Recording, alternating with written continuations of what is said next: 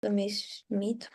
Ya, entonces vamos a ver lo que es el examen físico general y cementario, o sea, es un repaso de todo lo que vieron en ICM2. ¿Ya? Como ya todo esto lo vieron, vamos a partir con lo que es como un caso clínico. Así que voy a necesitar que participen harto, ¿ya? Entonces tenemos a Andrea que va a su CEFAM por su examen de medicina preventiva del adulto, lo más conocido como el EMPA, ¿ya? Por lo tanto, en la anamnesis próxima, ¿qué les gustaría saber?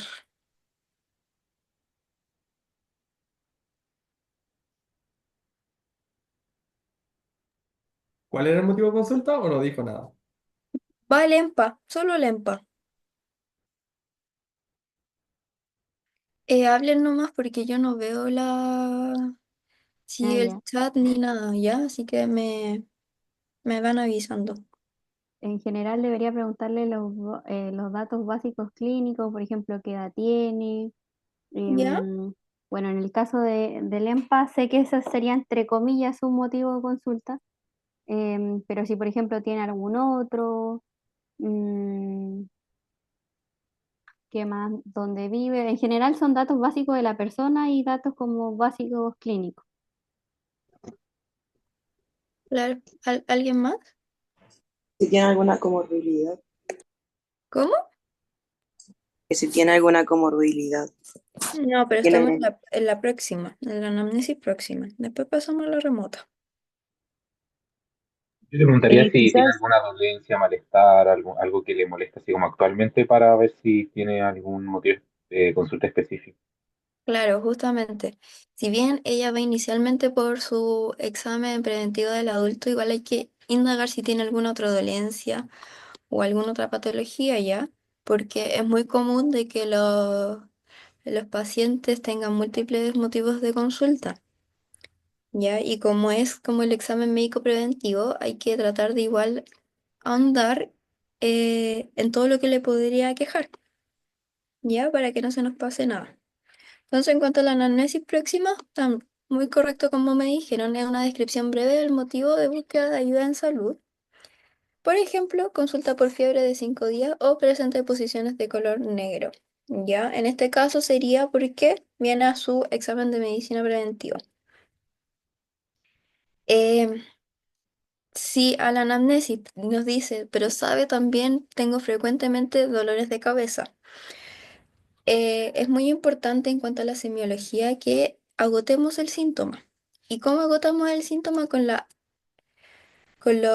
el famoso Alicia, que es una mnemotecnia para la antigüedad, desde cuándo comenzó el dolor, dónde se localiza el dolor, la intensidad según la escala de EVA que va desde el 1 al 10, el tipo de dolor, que eso lo vamos a ver más adelante, los tipos de dolores, pero puede ser un dolor urente, puede ser un dolor punzante, puede ser un dolor lancinante, puede ser un dolor tipo cólico, ¿ya? Si se irradia el dolor, por ejemplo, es muy típico de la apendicitis, no, disculpen, del infarto agudo al miocardio, que tengamos un dolor precordial opresivo que se puede irradiar a la extremidad izquierda, superior izquierda, al cuello, a la mandíbula. Atenuantes o agravantes, como sería en una cefalea, me tomo un paracetamol, se me pasa. En una migraña, apago la luz, me acuesto y evito los sonidos y me disminuye un poco los malestares. Igualmente en las migrañas, un agravante podría ser, me como un chocolate, por ejemplo, y me duele más. Me va a llegar la menstruación y me duele más. ¿Y qué síntomas se acompañan? Por ejemplo, las fotopsias, la tinnitus, vómitos, náuseas, etcétera. ¿Ya? Y la evolución, o sea, es un dolor que va en aumento, es un dolor que va en disminución, es un dolor que es intermitente, etcétera. ¿Ya? En cuanto a la anamnesis remota, ¿qué les gustaría saber? Ahí,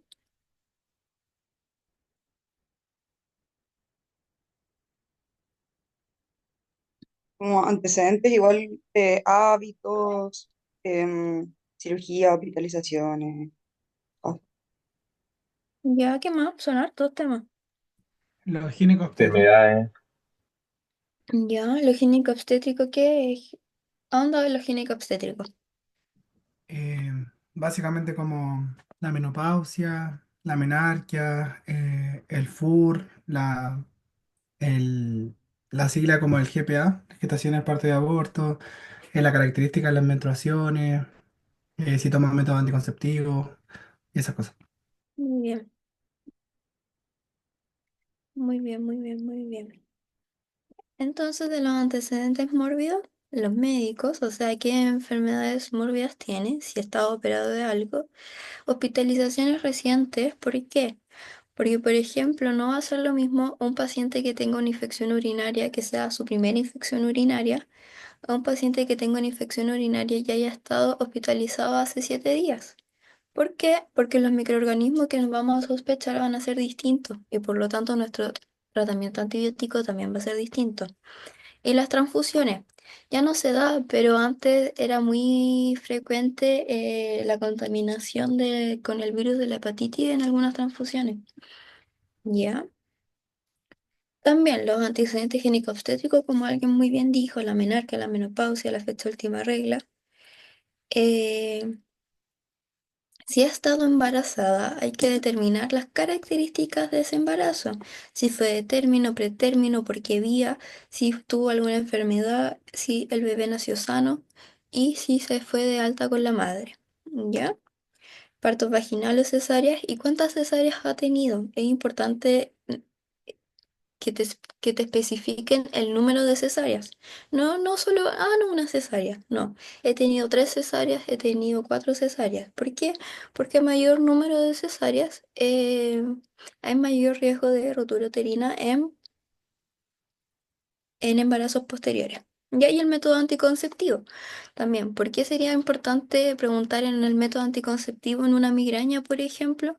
¿Por qué? Porque como son métodos hormonales, eh, nos generan agudización de nuestras dolencias físicas, ¿ya? También los hábitos. Todo tipo de hábito. Si fuma o fumó, y con eso calcular el IPA, que yo creo que ya se los mencionaron, ¿cierto?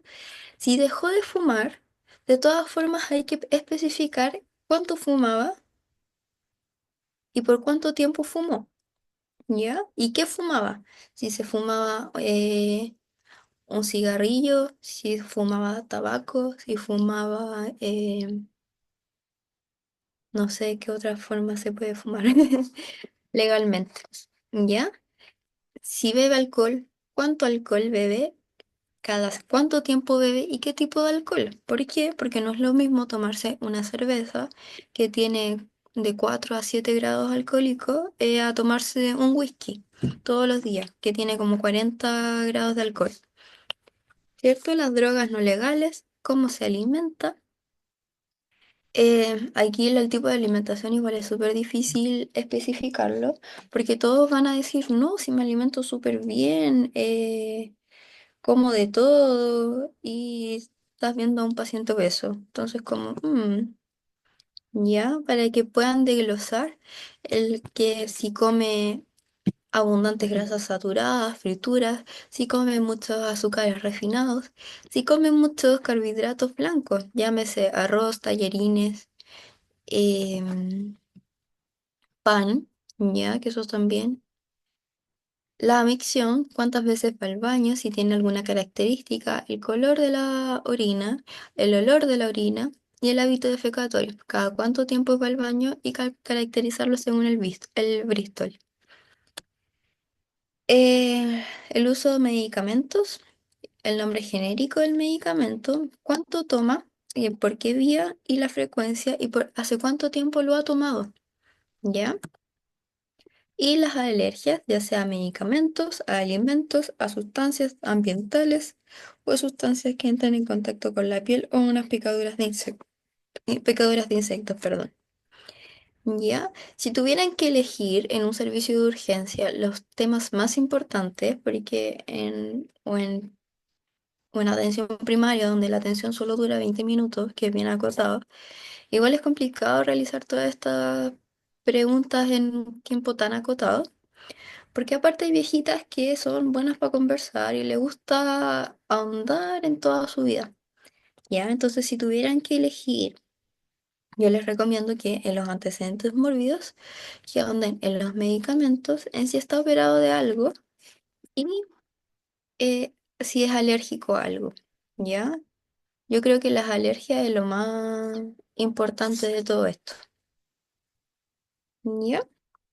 Y por último, los hábitos sociales y personales. Indagar la infancia, el tipo de vivienda, si la contaminación intradomiciliaria, sobre todo en las patologías respiratorias.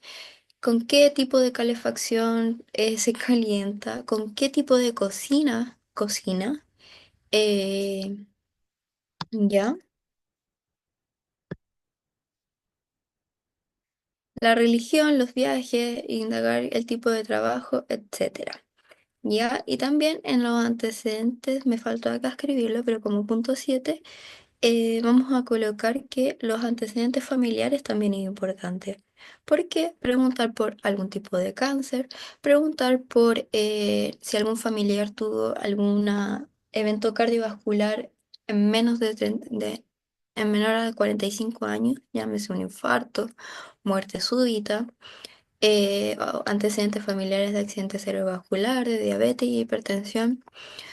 Todas las enfermedades que podrían ser mayormente hereditarias. ¿Ya? ¿Alguna duda hasta acá? Consulta. Esto ya lo habían visto con la doctora San Martín de todas formas.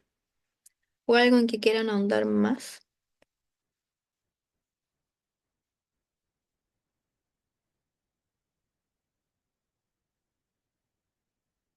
No veo el chat, así que si están escribiendo por el chat no tengo idea.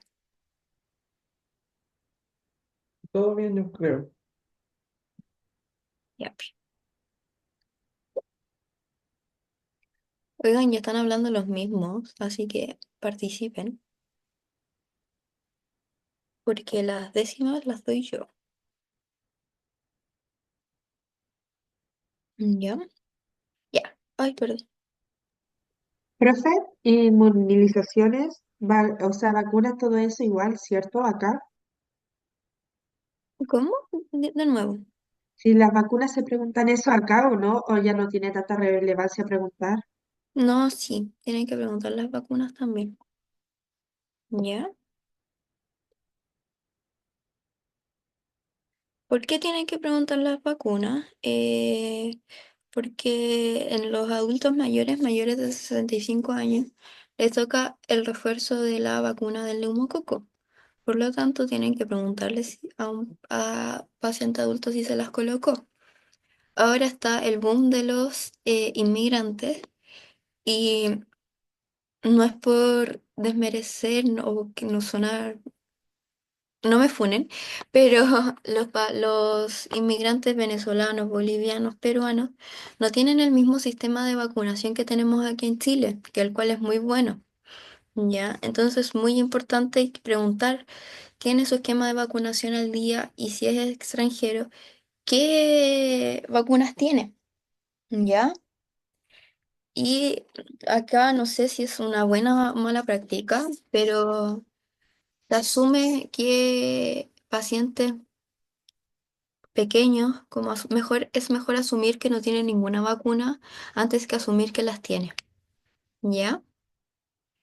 Eh, y lo mismo, si tenemos una alergia, llámese alergia al huevo, hay una vacuna que está contraindicada. ¿Saben cuál es?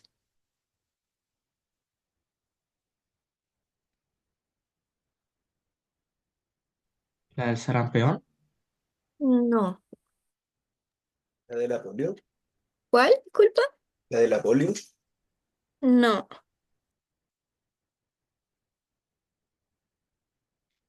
no. La única que está contraindicada por alergia al huevo, y contraindicada entre comillas, porque igual se puede poner con premedicación, es la de la fiebre amarilla, la cual es opcional, ¿ya?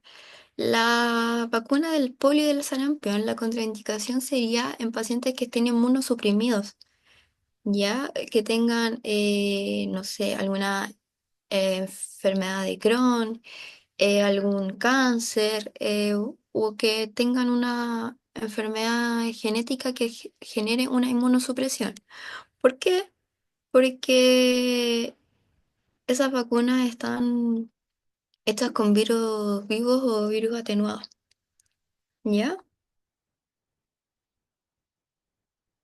Y la otra contraindicación, y la otra contraindicación que sería que haya presentado una alergia previa a esa, que haya presentado una alergia previa a la vacunación. ¿Ya? ¿Alguna Una duda? consulta. Ujú. Respecto a eso, o sea, como existe alguna tabla o algo por el estilo que podamos consultar para saber que, por ejemplo, si fue alérgico a alguna inmunización en específico, ¿cuáles no se le pueden aplicar? ¿O es como si fue alérgico a una, ya es como a la chunte prácticamente? O sea, no aplicarle la misma y el resto como vaya a saber uno. Justamente, si fue alérgico a uno y presentó, o sea, si presentó una reacción alérgica leve, se ponen las demás vacunas con precaución. O sea, se deja al paciente en... Ya, pues nada. Se deja al paciente en observación y se educan los signos de alarma de cuándo consultar. Si fue una reacción ya grave, ahí se analiza qué vacuna colocar y cuál no. ¿Ya? Pero estas clases, generalmente las de vacuna, las van a tener posteriormente y con mayor detalle en pediatría, ¿ya? Para que no se estresen. Son solamente algunas nociones de por qué son importantes preguntar por las vacunas, ¿ya? De todas formas, si el Benja me escribe, porque se me va a olvidar, les puedo mandar mi clase de vacunas que tuve. Si es Sí, que, igual sí. si es Pero que, ¿cómo? ¿Se escucha mal? sí, igual sí. Pero Ya. bueno. Eh, Eso, ¿alguna duda de las anamnesis? Yo tengo una duda. Dígame. Profe, y lo otro, o sea, está claro que en el sistema de salud no tenemos como la mayor cantidad de tiempo para hacer esto, pero por Ajá. ejemplo, lo que hablamos del hábito alimenticio, ahí sería como mejor que la persona me describiera, porque, o sea, igual, por ejemplo, no sé, pues hay casos de, no sé, personas que visualmente se ven sanas, pero se pueden alimentar súper mal, o personas que visualmente no se ven sanas y puede que actualmente tengan una alimentación sana, pero no, no sé, por ejemplo, no complementen con ejercicio o cosas por el estilo. Entonces ahí sería mejor pedirle al paciente que me describa qué come o qué no come. Sí, como lo más fácil para objetivar cómo es su alimentación es preguntarles qué comió el día anterior. Ya, con Que, porción y todo incluido, ¿verdad? justamente, que describa todo lo que comió el día anterior. Si tomó desayuno, las colaciones a media mañana, que describa el almuerzo y la cantidad del almuerzo, la colación de media tarde, 11, cena. Y depende del horario que lo esté viendo el paciente, lo que comió ese día. Ya, y ahí como hacernos una idea. Y también preguntar dirigidamente.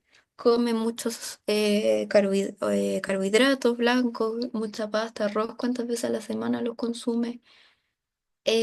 Azúcares refinados. Y también especificar que los alimentos como ultraprocesados eh, también son dañinos. ¿Ya? ¿Cuántas veces come a la semana fritura y eso? ¿Alguna otra duda?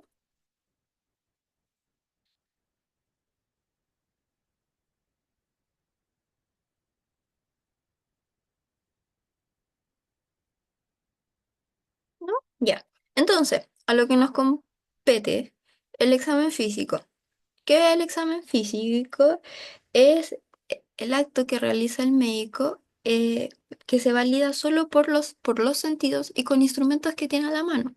Llámese fonendo, el manguito de toma de presión, el martillo de percusión, ¿qué más? Baja lengua, linterna, con utensilios que tenga a la mano, ¿ya?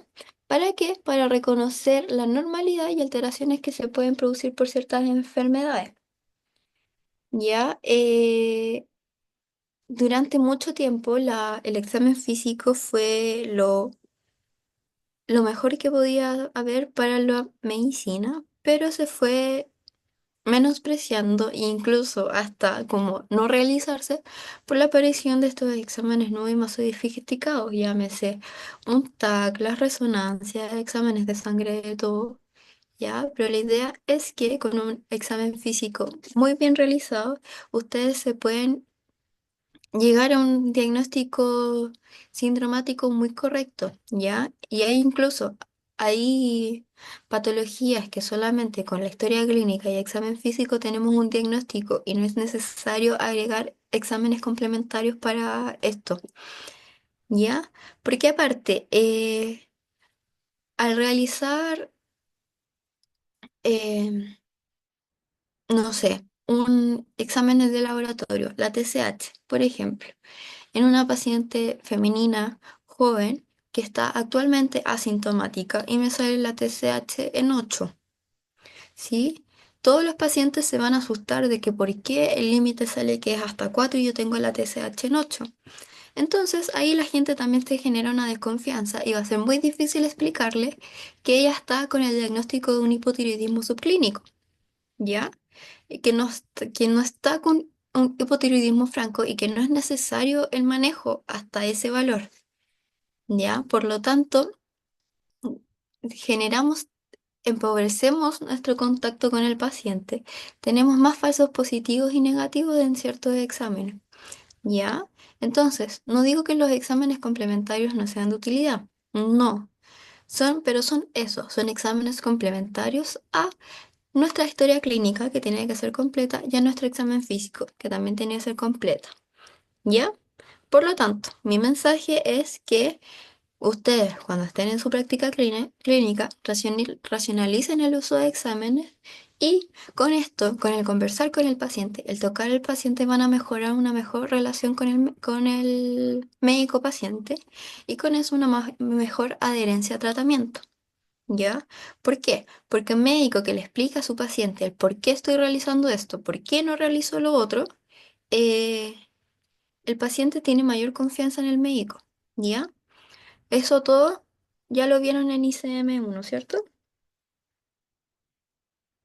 Eh, También es importante que tengan su orden para realizar el examen físico, sea de cefálica caudal, sea de caudal acefálico, sea como sea, ¿ya? Pero que ustedes tengan su orden, cosa que cuando vayan a realizar un examen físico no se les pase nada por alto, ¿ya? Lo mismo que con la historia clínica. ¿Ya? Entonces, tenemos métodos básicos de exploración. ¿Se acuerdan cuáles eran?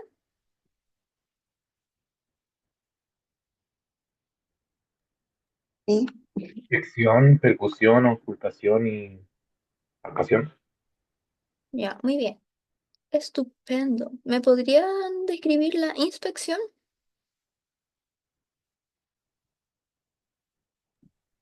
Básicamente es solo como observar como sin tocar. Justamente. Es ver cómo está el paciente. Ver su cara, ver cómo se viste, ver sus expresiones, su lenguaje no verbal. ¿Ya? Lo importante de la inspección es que parte desde el primer contacto que tenemos con el paciente. Desde que lo llamamos, vemos cómo va caminando hacia nuestra consulta, ya su forma de sentar y todo. Y nuestra inspección del paciente no termina hasta que el paciente salga del box. Ya es un proceso continuo. Ya. Después, la palpación. ¿Qué me la podría describir?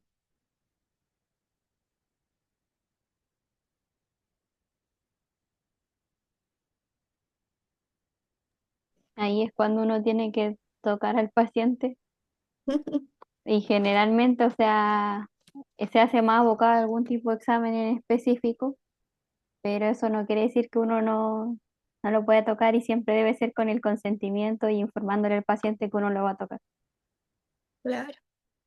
Entonces, es la apreciación manual de la sensibilidad que tenga el paciente en la zona evaluada, la temperatura, ya, la forma, el tamaño, la consistencia de lo que esté tocando, por ejemplo, de una masa abdominal. Em, Tengo que ver la consistencia, el tamaño, si es móvil, si está adherida a planos profundos o no, ¿ya? El movimiento y si presenta dolor o no a la palpación de la zona que estoy evaluando. ¿Claro? Esta palpación puede ser con una mano, bimanual o el tacto, ¿ya? ¿Qué, qué exploración saben que es con una mano?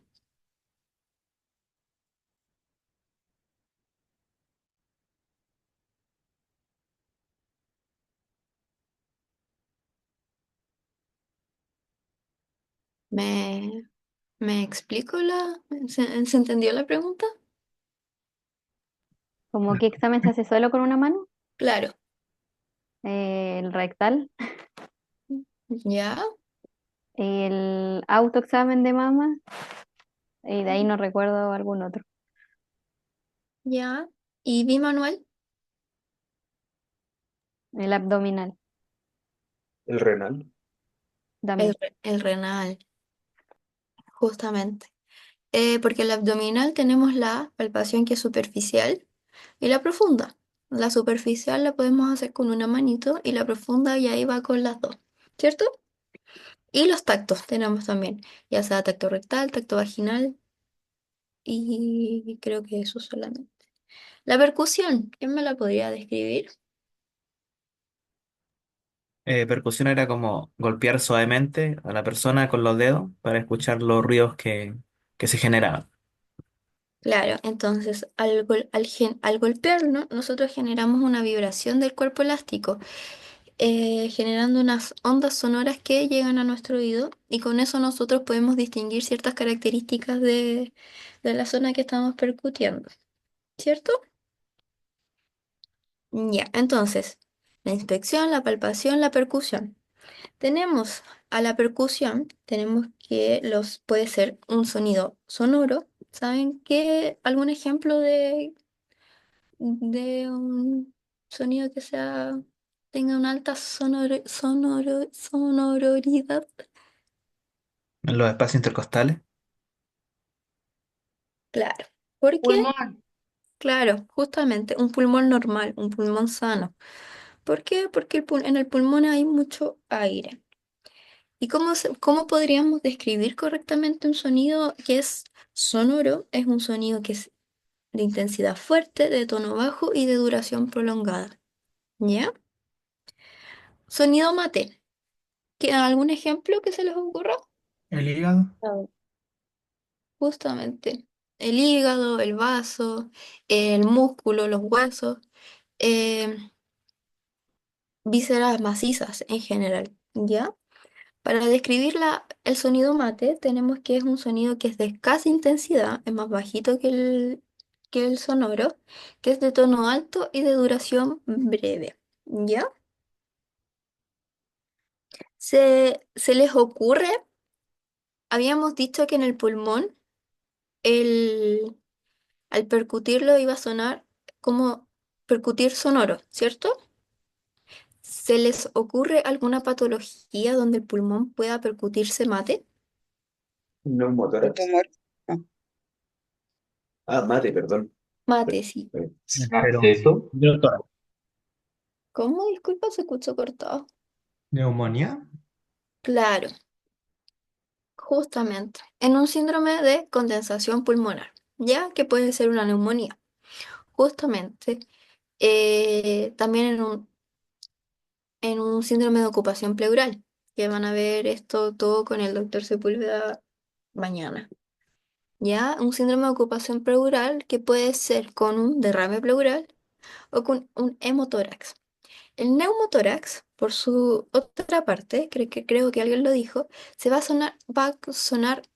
o sea, se va a percutir hipersonoro. ¿Por qué hipersonoro? ¿Por qué? Porque los neumotórax es más aire de lo que debería haber, ¿ya? Entonces al percutirlo se va a escuchar más fuerte, ¿ya? El timpanismo, ¿algún ejemplo? Los intestinos.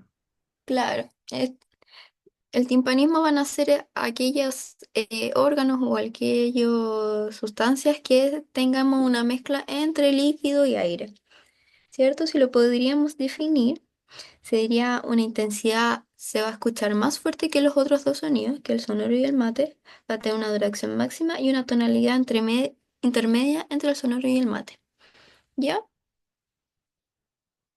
Y el submate es una variación del mate con una mayor sonoridad y un tono más grave, ¿ya?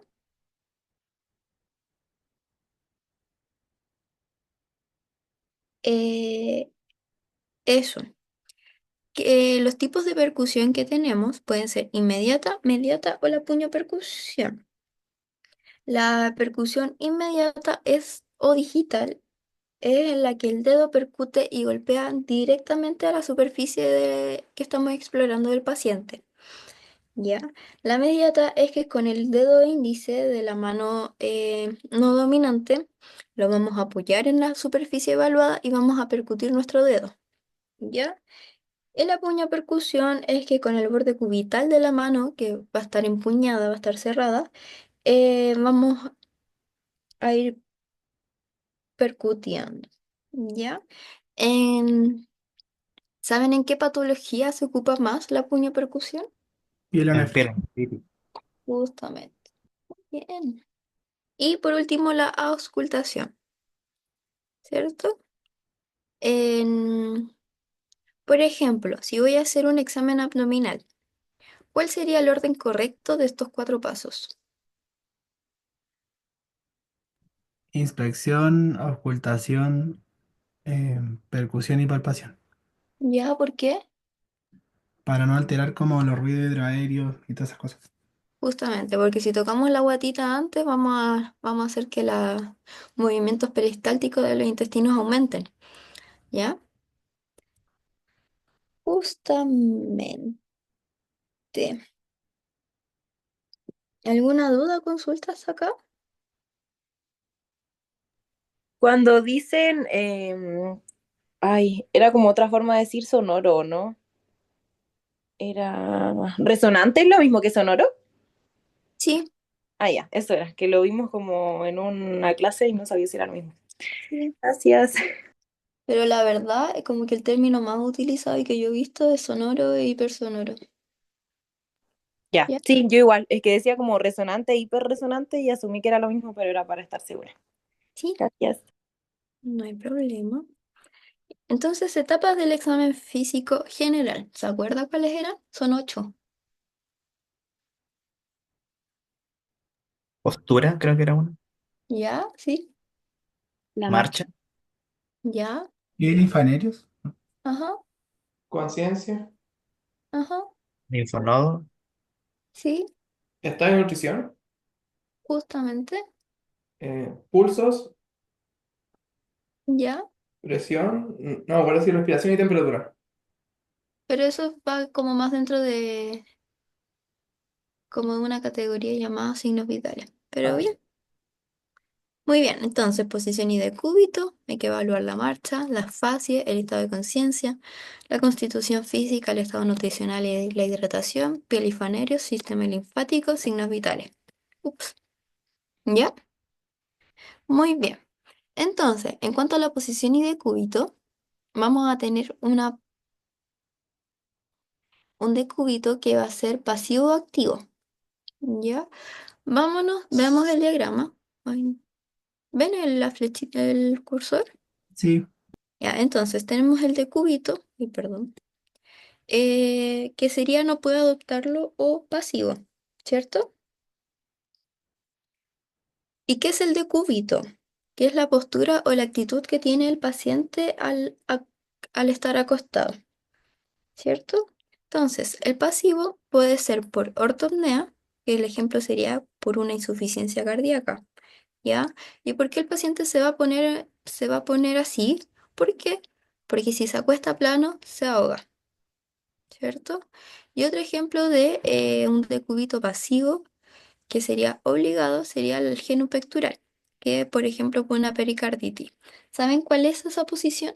La genu pectoral, Llevarse la rodilla al pecho. justamente. ¿Y por qué? ¿Por qué se ponen así? Porque esa es una posición antiálgica. Entonces, al ponerse con las rodillas en el pecho, disminuye un poquito el dolor. ¿Ya? Y de otra parte, tenemos el decúbito activo, que puede ser indiferente, preferente u obligado.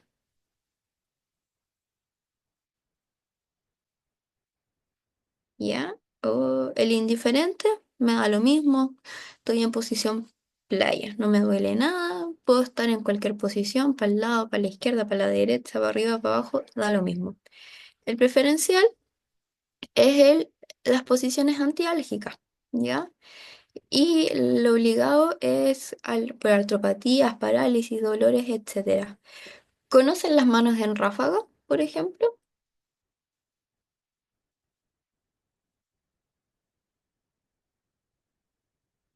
Las manos en ráfaga son una malformación que se produce en las manos debido a la artritis reumatoide. Cuando está más avanzada, la artritis se va como carcomiendo las articulaciones y estas se generan en una ráfaga. Es como un abanico que va hacia el exterior. Ya ahí si quieren lo buscan. Y eso. Y además, el decúbito puede ser dorsal, ventral o lateral. ¿Ya?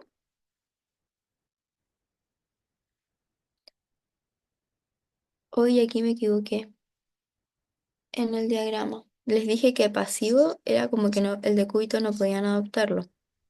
Y no, po, el pasivo es cuando no pueden, no pueden cambiar su posición porque están en coma, están en caquesia, están en parálisis. ¿Ya? Ahí mis disculpas.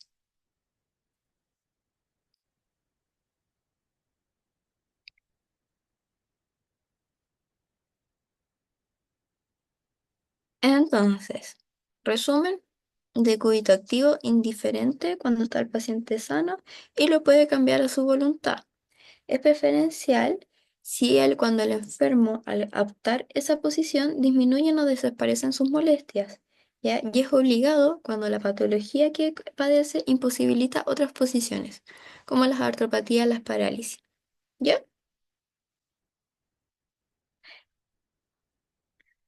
Dentro de las posiciones características vamos a tener la posición en gatillo o en escopeta, en que tenemos el paciente en decúbito lateral con las rodillas flectadas con el cuello en hiperextensión. ¿Ya?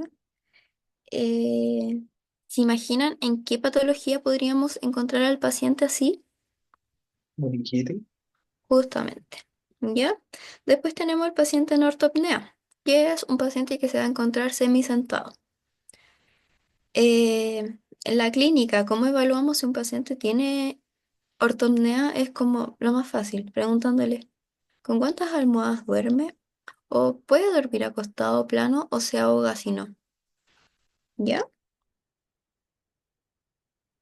El opistótonos, que es esta de acá, que es donde el enfermo se va a apoyar solo en la región occipital y en sus talones, ¿ya? Describiendo en el resto del cuerpo un arco con una concavidad inferior. Todo esto ¿por qué se ponen así? Debido a que todos sus músculos están tan contracturados que le impiden otra posición. ¿Se imaginan en qué patología podemos encontrar al paciente así? En tétanos. ¿Nerviado? ¿Cutánea? Ajá. Y aquí tenemos el geno pectoral que habían dicho previamente, que es el colocarse las rodillas en semiflexión contra el pecho. ¿Y eso dónde lo vemos? La pericarditis. Muy bien. Luego vemos al paciente que viene caminando hacia nuestra consulta y tenemos que evaluar la marcha. Tenemos que evaluar su regularidad, qué tan estable es, el largo de los pasos y el braceo. ¿Ya? ¿Por qué? Aquí tengo un video que en verdad va a describir una marcha bien característica.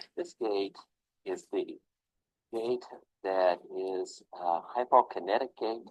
The prototype is Parkinson's, a Parkinsonian type of gait in Que which vendría siendo la patients marcha have a posture of parkinsoniana, stoop ¿cierto? over, Que vendrían siendo, have difficulty as far as initiating gait.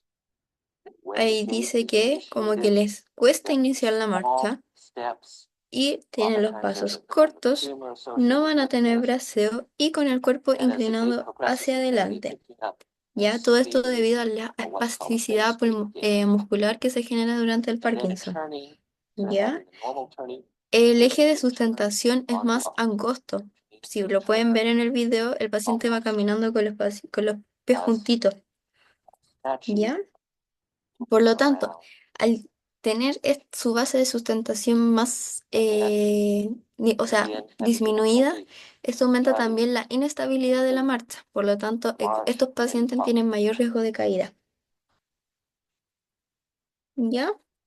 Y ese que le cuesta iniciar la marcha que describí al comienzo se llama freezing. O sea que es como le cuesta empezar el movimiento, ¿ya? Como que tiene que descongelar todos sus músculos y articulaciones antes de comenzar el movimiento.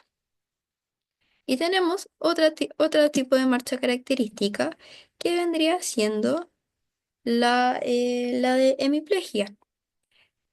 Y la característica principal de la hemiplegia vendría siendo por pacientes que han tenido un accidente cerebrovascular, ya sea isquémico o hemorrágico.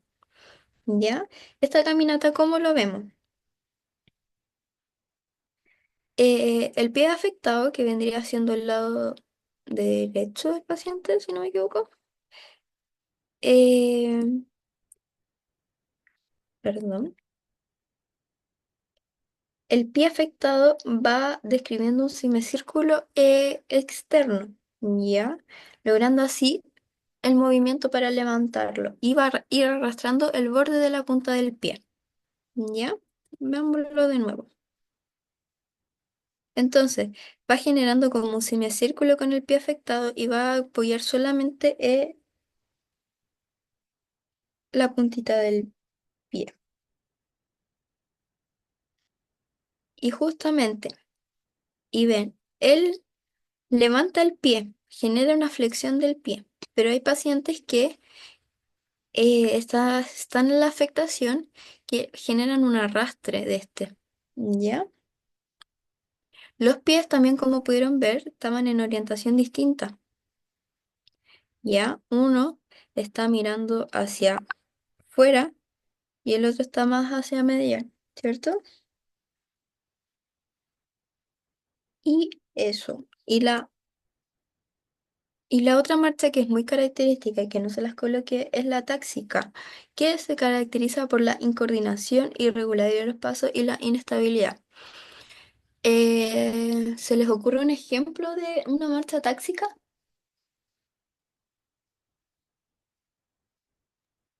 Persona cura, básicamente. Muy bien, sí, muy bien, muy bien. ¿Ya? Seguimos con nuestro examen físico. Vamos a tener que hay que evaluar la fascia, la cara del paciente. Eh, ¿Por qué? Porque nos van a exteriorizar los sentidos, ya sea de la vista, el olfato, el gusto y la audición. Nos van a expresar los sentimientos y el estado de ánimo, ¿ya? Y con eso vamos a ver el sello de la enfermedad. Hay muchas veces que pacientes van a decir, no, doctora, sabe que me duele 10 de 10, Eva 10 de 10. Y uno lo mira y su cara no te refleja ese dolor.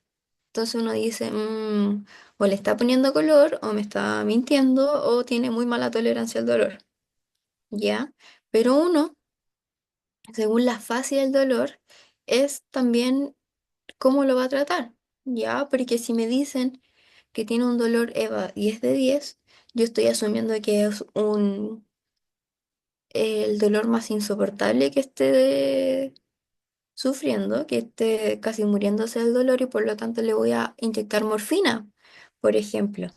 Pero si su fascia no me lo expresa, quizás le voy a inyectar solamente un paracetamol. son distintas escalas de analgesia. ¿Ya? No sé si me explico.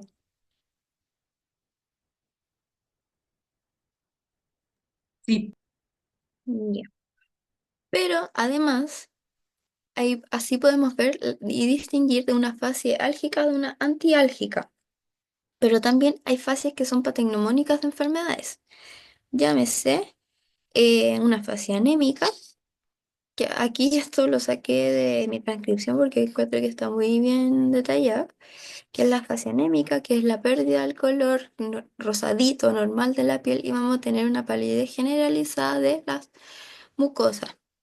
Fase cianótica, si podemos ver acá, la paciente tiene sus labios cianóticos con una coloración más azulada, ¿ya?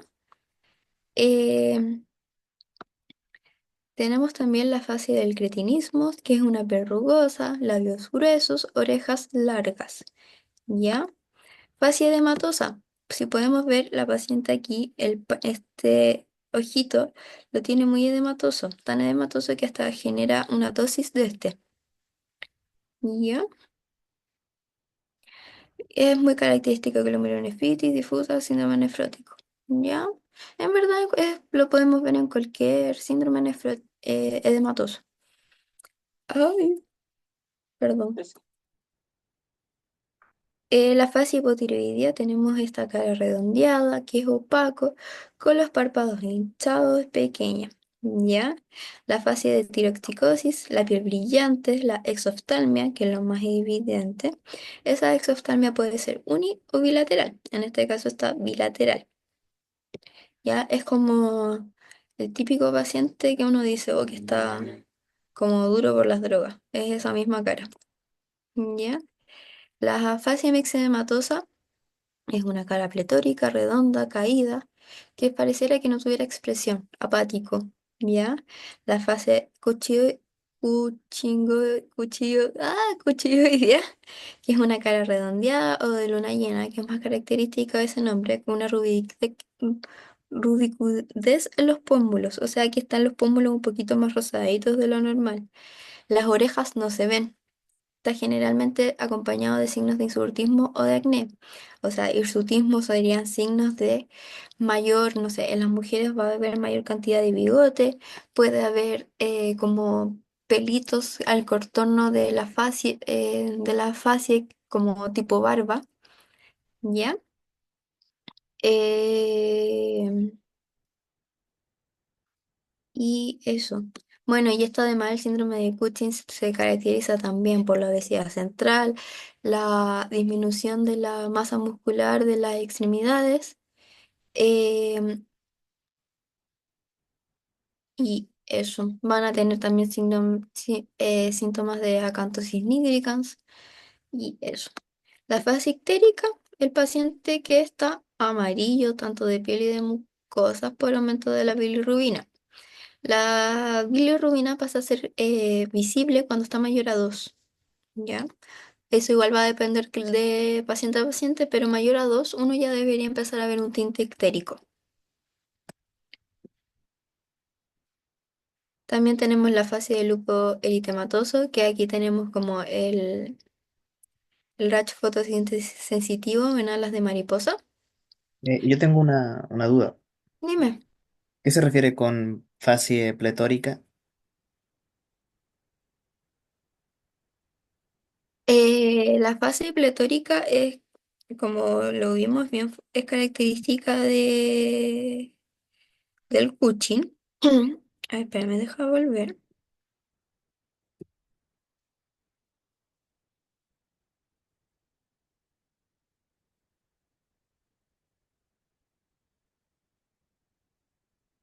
Ay,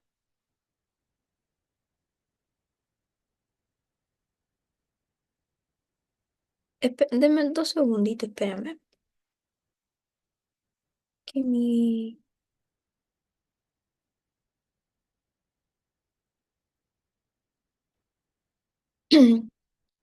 Ya, la fase pletórica es bien característica de la fase de mixematosis, pero también la podemos encontrar en el Cushing.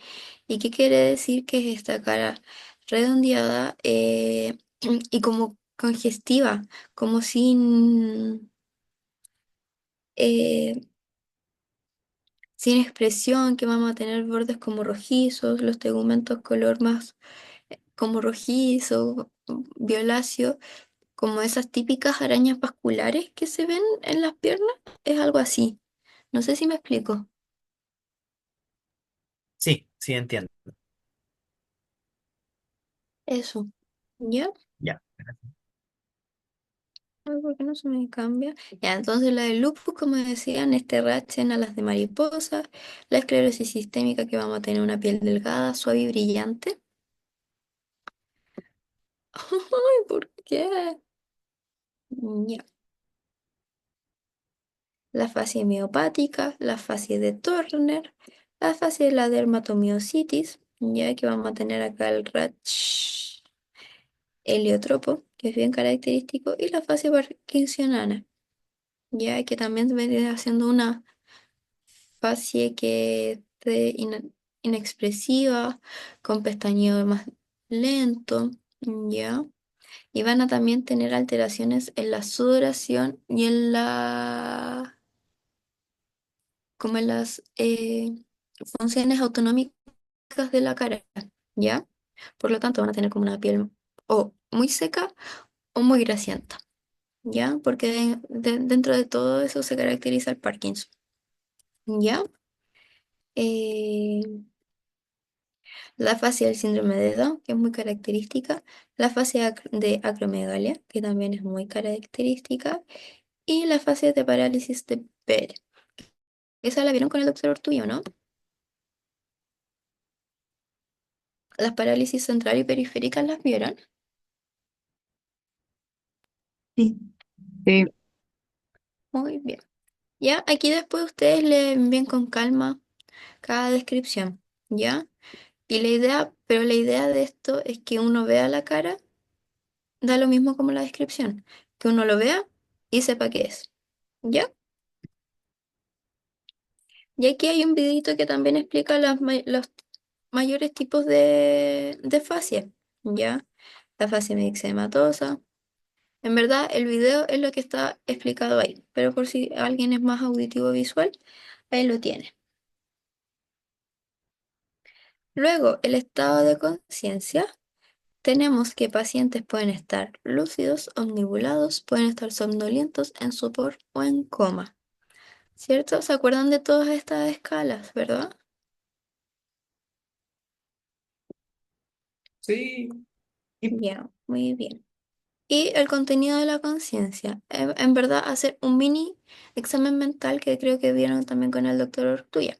Ver si el paciente está orientado, cómo está su memoria inmediata, mediata y remota. La percepción, o sea, si tiene alucinaciones, ya sean visuales, auditivas o táctiles. La inteligencia y la voluntad, la afectividad y alteraciones de conducta. ¿Ya? En pacientes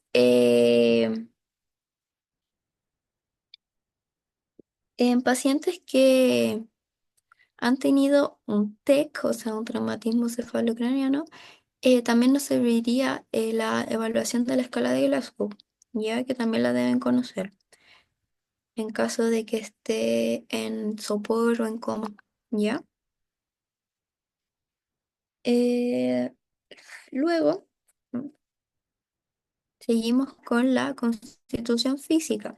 Y los pacientes, por inspección, solamente los podemos clasificar en ectomorfo, en mesoformo o endomorfo, ¿cierto?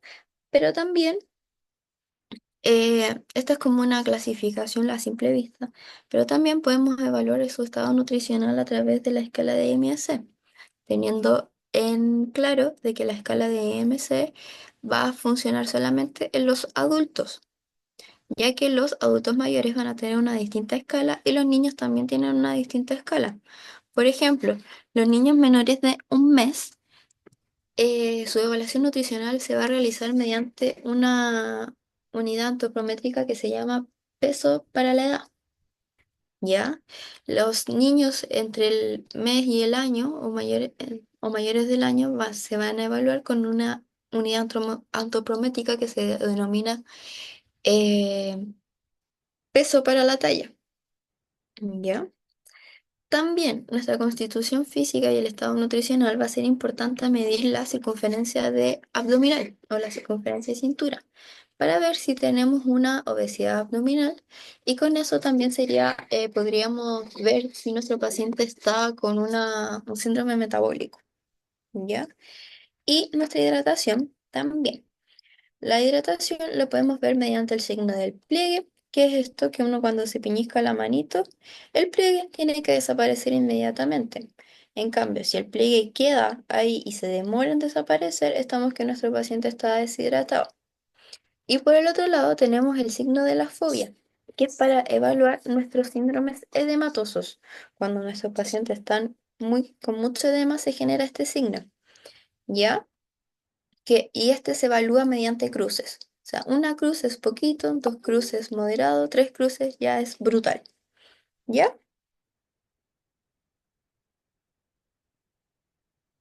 Una consulta. Ajá. ¿Cómo se ve el tema del signo del pliegue en los adultos mayores? En el Claro, sentido como ellos ya tienen la piel menos elástica y todo eso.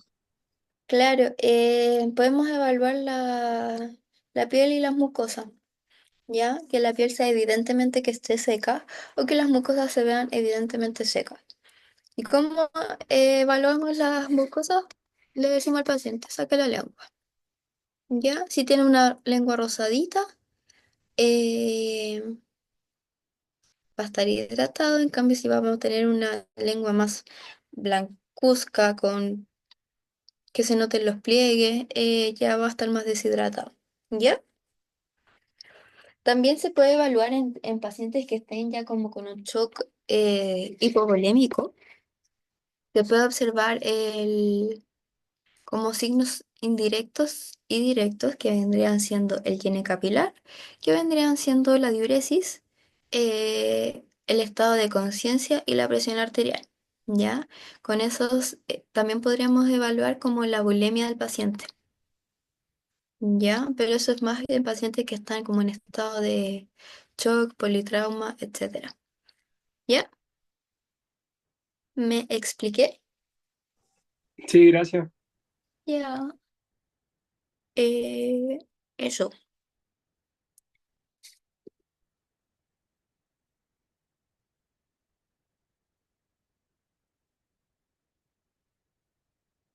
Y el signo de la fobia, volviendo al esto, es difícil que un paciente que esté sano, si se toma, no sé, 5 litros de agua, genere una fobia importante. ¿Por qué?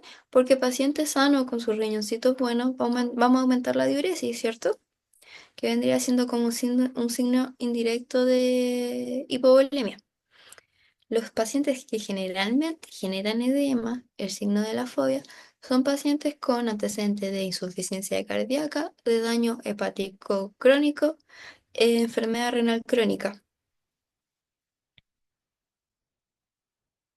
¿Ya?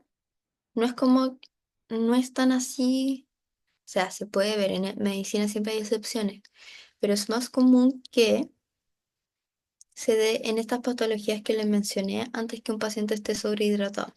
¿Ya? La piel y faneros tenemos que evaluar el color, la higiene y tipos de lesiones, que van a estar la pápula, la mácula, la pápula, el nódulo, la placa. La mácula es esa lesión que es el puntito rojo, que no se suele levantar, solo los puntitos rojos. La pápula va a ser un puntito rojo que está más levantado. Los nódulos es como una masita, no sé si han visto como los nódulos de acné o a alguien le ha salido como esas pelotas de acné. Eso es lo más característico. Y la placa van a ser lesiones que son de mayor tamaño que se presentan en placas, o sea, se van como por zonas bien determinadas, no están generalizados.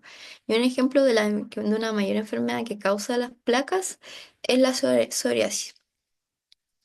¿Ya? Lesiones secundarias, como pueden ser si me sale una abón, que es cuando nos pica un zancudo, sale una abón, que esa es la lesión elemental, si nosotros al rascarnos nos vamos a generar unas lesiones excoriativas. Eso sería una lesión secundaria, o sea, la excoriación. Y las combinamos. Un niño con varicela va a tener nuestras lesiones y va a estar rascado también. ¿Ya? O sea, va a tener signos de grataje. Ahí suena más bonito. En piel y fanerio tenemos que evaluar las uñas, las lesiones de las uñas que estén bien insertas, que no tengan lesiones, que no tengan hiperkeratosis, y el pelo, su cantidad, la distribución, la implantación y la calidad del pelo. ¿Ya? Porque no es lo mismo que un pelo que yo lo tome y quede y que genere resistencia a un pelo que lo tome y se salga al tiro. ¿Ya? Evaluar el sistema linfático, evaluar todos los ganglios posibles, ya sea los preauriculares, retroauriculares, los occipitales, los del cuello, los espacios supraclaviculares de la axila y de la región inguinal. ¿Ya? Es importante evaluar ganglios porque nos van a igual ayudar a diagnosticar ciertas enfermedades que pueden ser malignas. ¿Se saben los signos de alarma o el peor ganglio que uno podría palpar? ¿Cuál es? Los que son duros y están adheridos a planos profundos y no son dolorosos. Justamente, justamente. ¿Y por qué serían malos? ¿Por qué? Porque estamos sospechando que tengan eh, algún cáncer ahí que esté dando vuelta por el organismo. ¿Ya? Los ganglios, si palpamos un ganglio supraclavicular, esos generalmente van a estar asociados a cáncer de pulmón, cáncer gástrico, eh, y eso, sí, cáncer de pulmón, cáncer gástrico.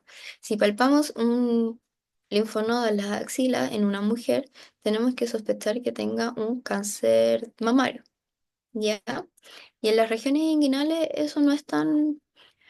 Si palpamos un ganglio, tendremos que sospechar una enfermedad eh, de transmisión sexual antes de ir como a descartar el cáncer, ¿ya? Y la cabeza, los preauriculares, retroauriculares, occipitales, esos se inflaman por infecciones, por todo. Es raro que sea por algo maligno, a menos que tenga las características que ya mencionamos. O sea, quiera justamente que sea duro, que no duela, que crezca rápido, que sea grande, que esté adherido con plano profundo y que tenga vecinos, que no sea un ganglio único. ¿Ya? Y por último, los signos vitales. Hay que evaluar la frecuencia cardíaca, la frecuencia respiratoria, la saturación, la presión arterial y la temperatura. ¿Se sabe en el rango de normalidad de la frecuencia cardíaca en el adulto? De 60 a 100 latidos por minuto. Justamente. En adultos mayores o en pacientes jóvenes que son deportistas, igual es normal que tengan las pulsaciones un poquito más bajas de lo normal, ¿ya? Eh, pero hay que tener precaución cuando estas son sintomáticas, ¿ya? Ejemplo, un adulto mayor que tenga su frecuencia en 55 y se desmaye, tiene síncopes, hay que estudiarlo. No es como, no, no da lo mismo, es poquito. No, hay que estudiarlo. ¿El rango de frecuencia de respiratoria se la saben? ¿Normal? 12-20. 12-20, sí. Cuando está sobre 20, ¿saben cómo se el término semiológico? Taquipnea. Y cuando está abajo, Bradimia. muy bien. La saturación, idealmente mantenerla mayor a 93-94, dependiendo de las patologías que tenga el paciente. La presión arterial, eh, que mantenga en el rango de los 120-80 en pacientes sanos. Paciente hipertenso, sin otras patologías, que sea menor a 140-90. Y en paciente hipertenso con otra patología cardiovascular, llámese diabetes, dislipidemia idealmente o con enfermedad renal crónica, idealmente que esté entre menor a 130-80. ¿Ya? Y la temperatura entre los 36 y 37,5 grados.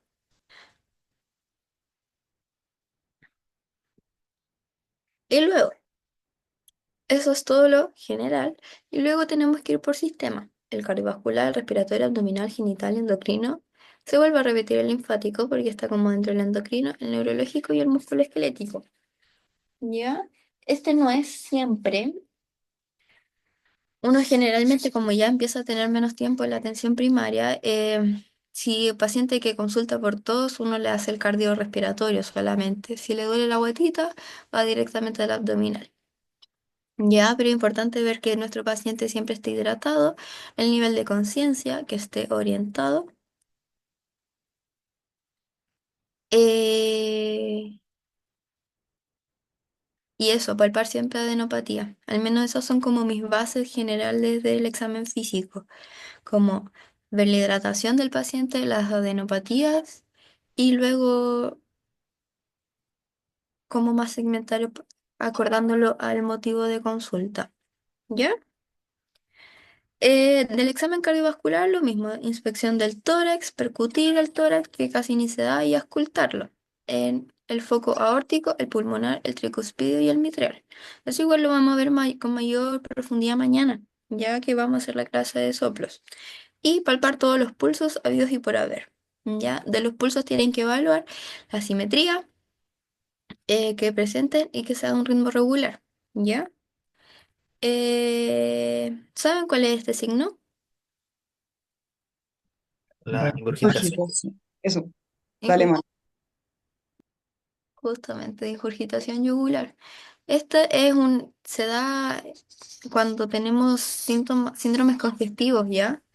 Que lo van a ver el jueves con el doctor Barros, pero es como por signo de insuficiencia cardíaca, ¿ya? El examen abdominal, lo mismo, o sea, la inspección, solo hay que cambiar el orden, la inspección, la ocultación, la percusión y la palpación, que ya lo vimos. Evaluando también la percusión y palpación hepática del vaso, del renal y tacto rectal. Eh, ¿En qué cuadros tengo que realizar sí o sí tacto rectal? En sospecha de melena. Ya, sí, es importante que en cualquier hemorragia digestiva baja hay que objetivar la melena o la hematoquesia. Ya, muy bien. ¿En qué otras patologías tenemos que realizar sí o sí tacto rectal? En hemorragia digestiva. Ujú. Ya, ¿qué más?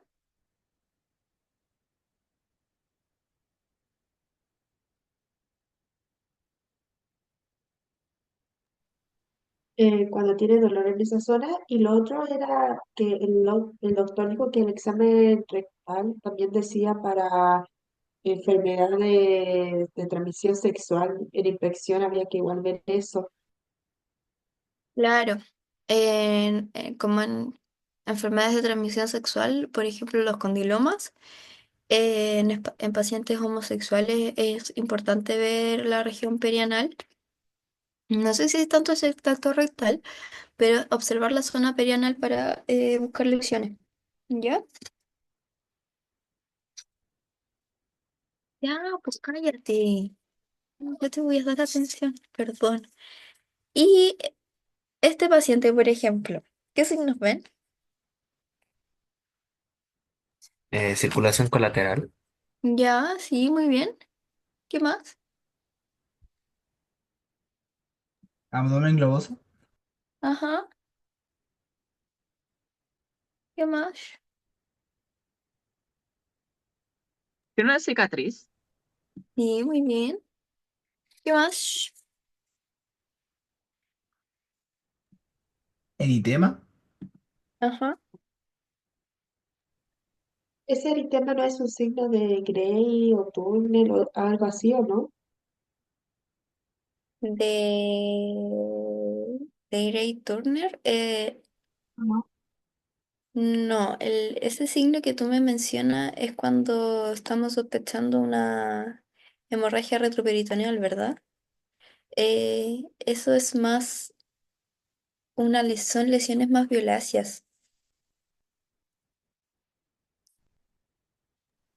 Ah, ya, gracias. Ya, pero como muy bien dijeron.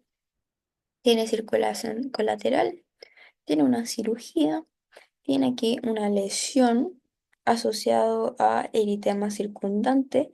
Si vemos aquí la piel, tiene la piel con hiperkeratosis. Tenemos el abdomen globuloso, muy, muy, muy globuloso, ¿ya? Y si uno asocia todas las lesiones a este abdomen globuloso, uno podría decir que lo más probable es que sea ascítico, ¿cierto? La ascitis, ¿cómo, cómo la percutirían? ¿Qué esperarían escuchar a la percusión del líquido ascítico? Matidez. Justamente, ¿cierto? Porque aquí ya es como mayor cantidad de líquido que hay, ¿ya? Y finalmente tenemos el examen físico respiratorio, lo mismo, ¿Cuáles? inspección. Ah, Estaban allá atrás, los vi cuando llegué. Ah, no, ya no están, parece. No, no lo he Vicente, visto. Chiro, se te prendió el micrófono. ah, ya. Y finalmente el examen respiratorio, lo mismo la forma, los movimientos respiratorios, las lesiones del tórax, palpar la elasticidad, la expansión, la transmisión de la voz. Eh, ¿Por qué? Es importante evaluar la transmisión de la voz. ¿Por qué? Porque en síndromes de condensación pulmonar hay aumento de la transmisión de la voz. ¿Por qué? Porque si se acuerdan que del sonido, el sonido viaja mejor en medios sólidos líquidos antes que aire vacío, ¿cierto? Entonces, en síndromes de condensación pulmonar va a haber una mayor transmisión de la voz. Y ahí está el típico examen que uno dice que diga 33, que donde uno va a auscultar y se palpa las vibraciones vocales, ¿ya? Percusión, como habíamos hablado, de la hipersonoridad, sonoridad para evaluar afectaciones pulmonares y la auscultación. Y aquí hay soniditos. ¿Los han escuchado previamente? Doctora, disculpe que le interrumpa. Es que justo ya son las 1 y quería preguntarle si cómo le íbamos a hacer para continuar la clase. Porque algunos tienen que ir a almorzar, hacer almuerzo. Entonces, por eso. Ya déjame terminar. Y me queda esta diapo y lo vemos. ¿Ya? Ya. Ya, entonces tenemos murmullo pulmonar, que es alguien soplando en el pulmón. Tenemos, tenemos este segundo que es...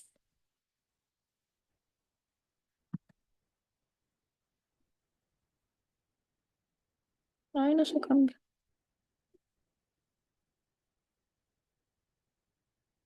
Estos serían crépitos. No sé si los alcanzan a distinguir. El crépito se caracteriza, es como cuando tengan dudas, se agarran el pelo las mujeres y se lo frotan alrededor del oído. Ya cállate. ¿Ya? Y eso se asemeja mucho al crépito. O tienen que asociar a un velcro como que se está despegando. ¿Ya? Y por último, la sibilancia. Que las sibilancias son bien características en síndromes de obstrucción pulmonar. ¿Ya? Pero ahí después vamos a tener un práctico, ¿ya? Para que queden capos en auscultar todos los ruidos pulmonares y los soplos y los ruidos cardíacos. ¿Ya? Y lo último, que para no, por nota con ayudante, ya me van a tener que hacer una historia clínica completita, ¿ya? De un paciente cualquiera que, que vean en sus prácticas clínicas, ¿ya?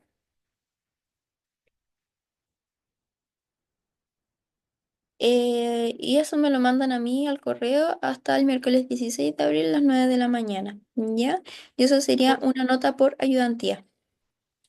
Duda, este sería el examen general más los exámenes segmentarios, o sea, la anamnesis y todo eso, y el examen segmentario de respiratorio, cardiovascular y todo eso, ¿no? Claro, Ya, gracias. claro, claro. O sea, el examen físico general completo y el segmentario No sé si es una neumonía, que es como lo más frecuente que va a estar hospitalizada en esta fecha, no le van a hacer genitourinario ni músculo esquelético, ¿ya? Como que lo más fácil. Mínimo, al menos que tengan 3 4 segmentarios, ¿ya? Profe, ¿a dónde se mandaría esta historia clínica? A mi correo. Ahí se los mando después con el Benja, Ya, perfecto, gracias. ¿ya?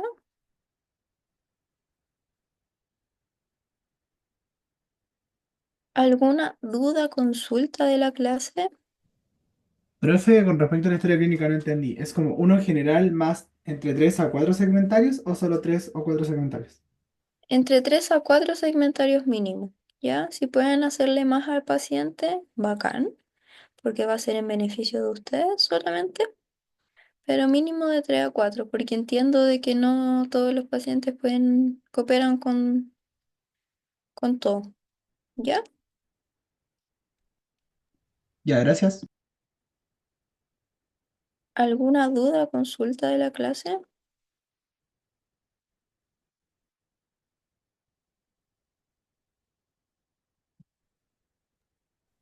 No, ninguna consulta. Ya, bacán. Como son la una, tenemos clase a las 2:30 de la tarde, ¿ya? Eh, y dejé para mañana soplos. Soplo igual es cortito, así que yo creo que mañana terminamos síndrome de, o sea, semiología del dolor, para que tengan ahora tiempo para almorzar, ¿ya? Voy a evaluar más o menos cuánto me demore y quizás partamos un poquito antes de las 2. Le aviso al Benja, porque yo a las 5 tengo que ir a trabajar, ¿ya? Lo de partir a las 2 sería para hoy o mañana. No, hoy día a las 2:30. Ah, ya. No, hoy día a las 2:30. No, lo de partir un poquito antes, mañana. Ya. Ahí me avisa para avisarle al curso. Eso. ¿Alguna duda, consulta?